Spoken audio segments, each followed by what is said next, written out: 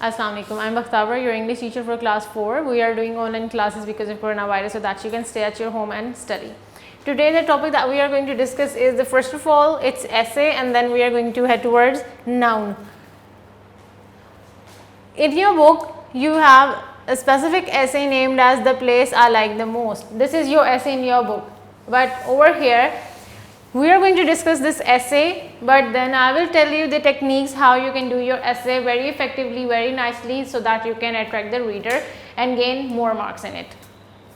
अब इसमें होता क्या है, आपके पास ऐसे दिया गया the place I like the most, in which you are going to write about your favourite place and things that happen there and animals, if you have seen animals over there, if in any case if it's a zoo and you have seen a lot of animals, then you can write about them and your tour or your visit and your trip, whatever you had with your family, if you people had fun or not. You are going to conclude every detail, everything in your essay particularly. But when you talk about writing an essay, you have to follow some sort of techniques. And what sort of techniques are these?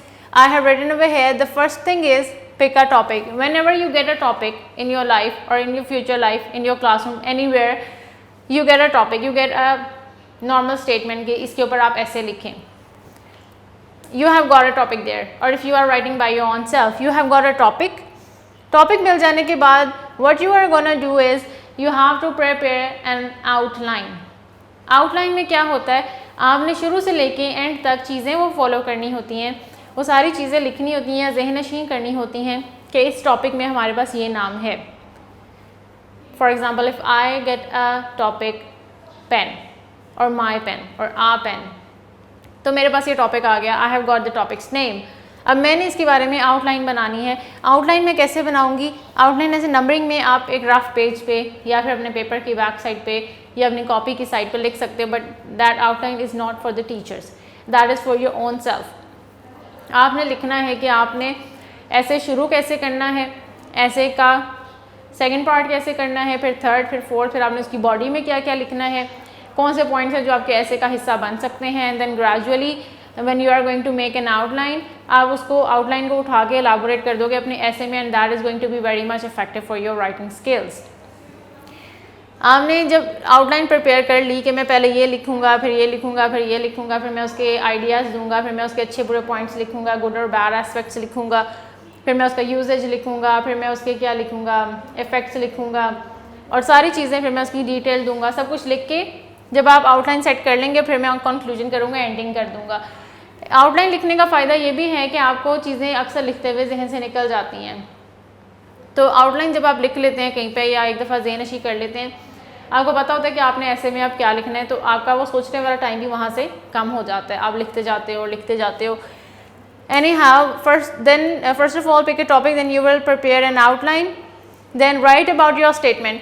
आपकी जो statement होगी topic की, उसके बारे में आपका क्या idea है कि वो क्या है, वो किस तरह से है, वो क्या होती है, उसके बारे में आप लिखेंगे. Right the introduction. फिर आप अपने ऐसे का इंट्रोडक्शन देंगे कि ये आप पॉजिटिवली लिखना चाह रहे हैं या इसमें कुछ नेगेटिव पॉइंट्स हैं, या आप इसको जनरली डिस्कस करेंगे, या आप you are sharing your own experience. जो भी whatever you are going to write in your essay, you are going to write in an introduction part, और उसमें आप अपने टॉपिक के नाम को एलाबोरेट करेंगे कि इसमें ये होता है, ये होता है मेरे साथ. You can write your own experience as well. फिर आपके पास आ जाती है बॉडी. अब बॉडी में क्या होता है, you can write your own quotes. अपनी मर्जी से आप कोट्स लिख सकते हैं, कोटेशंस लिख सकते हैं, लेकिन वो किसी नामवर शख्स के या पोइट के लिखे हुए होने चाहिए. लेकिन ये बात है कि अगर आप कोई कोटेशन या कोई कोट्स लिख रहे हैं, तो ये है कि आपने उस टॉपिक से रिलेटेड लिखने, उससे हट के नहीं लिखने. आप उस बॉडी में ये लिखेंगे, then you are going to write the details कि कैसे होता है, ये होता है, वो होता है, व्हाटएवर योर टॉपिक इज़, उसके बारे में आप लिखेंगे. अच्छा है, बुरा है, क्यों है, you are going to justify your point. Then you will go to the conclusion part.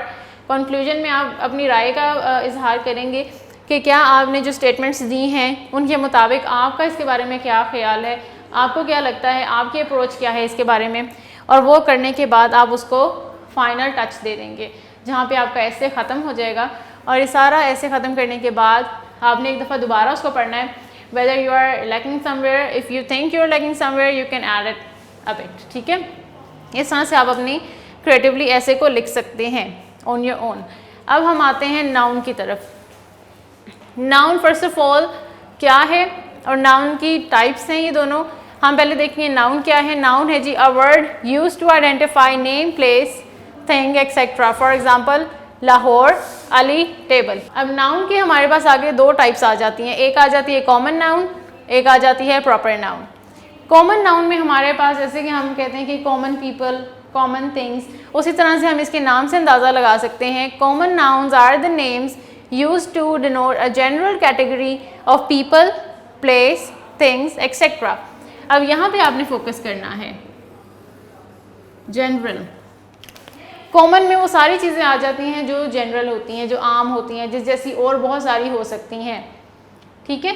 जिसमें एक क्लासरूम आ जाता है। एक क्लासरूम थोड़ी होता है स्पेसिफिकली, एक चीज़ थोड़ी है, बहुत सारे क्लासरूम्स डिफरेंट हो सकते हैं। That can be classroom from university, from school, from college, ठीक है। कॉमन में वो सारी चीज़ें आ जाती हैं जो जनरल होती हैं, जो आम होती हैं, जिन जैसे और भी बहुत सारी होती हैं। उस एग्जाम्पल में I have written phone, coffee, city, man, girl etcetera. फिर हमारे पास आ जाता है प्रॉपर नाउन। प्रॉपर नाउन में वो सारी चीज़ें आ जाती हैं जो सिर्फ एक ही होती है और उस जैसी कोई चीज़ दोबारा नहीं बनी होती। जैसे हमारे पास देखें, इसकी डेफिनेशन पढ़ते हैं।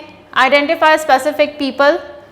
अब यहाँ पे फोकस आपने करना है specific.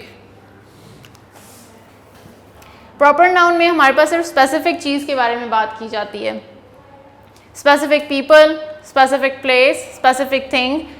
For example Albert Einstein, वो एक ही साइंटिस्ट था, उसके जैसा और कोई नहीं आया, ना ही कोई और है। जब हम इसका नाम लेते हैं हमारे जहन में वो एक ही आता है। देन लंदन, ये भी एक ही है, राइट। जब हम इसका नाम लेते हैं एक ही चीज़ का हमारे जहन में नाम आता है। बहावलपुर, अल्लामा इकबाल, कायदे आज़म। जब इस तरह की चीज़ें जिनके जैसी और कोई चीज़ नहीं है और वो एक ही हैं, और जब एक उसका नाम लिया जाता है, उस चीज़ को हाईलाइट किया जाता है, लिखा जाता है कहीं पे, या पढ़ते हो तो आपके जहन में वो एक ही बंदा या एक ही सिटी या एक ही कंट्री आती है, तो उन चीज़ों को क्या कहते हैं, उस तरह के नामों को कहते हैं प्रॉपर नाउन। अब कॉमन नाउन और प्रॉपर नाउन में क्या डिफरेंस मैंने आपको बताया कि कॉमन नाउन में सारी जनरल कैटेगरीज आ जाती हैं, सारी चीज़ें, schools, universities, cities, countries, coffee shop, man, girl, कुछ भी, क्योंकि ये बहुत सारे हैं, इन जैसे बहुत सारे हैं, ये अकेले नहीं हैं, राइट। लेकिन प्रॉपर नाउन में क्या हो जाता है, प्रॉपर नाउन में वो चीज़ें आ जाती हैं जो अकेली हैं, जो स्पेसिफिक हैं, उन जैसा और कोई भी नहीं है, उनका कोई मुकाबला नहीं है। आई hope you have got all the points regarding noun, common noun and proper noun. और फिर हमारे पास ऐसे आ जाते हैं और ऐसे के ट्रिक्स आ जाते हैं। अब आपने करना है, you have to practise it at your home, and if you are not going to practise it, you are not going to get skills, right. आप सिर्फ अपनी ग्रामर, अपनी लैंग्वेजेस को जब प्रैक्टिस करते हो, बहुत ज़्यादा प्रैक्टिस करते हो, तो आपको वो करना आ जाता है, otherwise you are going to lack in it. I hope you have got all the points regarding today's lecture about creative essay writing skills, and then noun, which has got two different types, common noun and proper noun. If you have any query regarding this, you can talk to your in charge and practice it at your home. Don't forget it. Thank you.